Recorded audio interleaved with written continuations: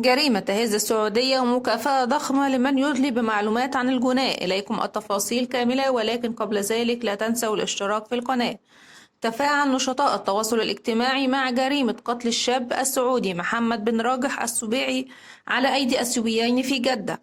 وخلال الساعات الماضية تصدر هاشتاج المغدور محمد السبيعي قائمة الأكثر تداول في منصة إكس بالسعودية. وتفاعل النشطاء مع الحادث الذي وقع يوم الثلاثاء، متداولين صور المتهمين. وتضمن منشور مكافأة قدرها 100 ألف ريال لمن يدلي بمعلومات تؤدي للقبض على الجناه.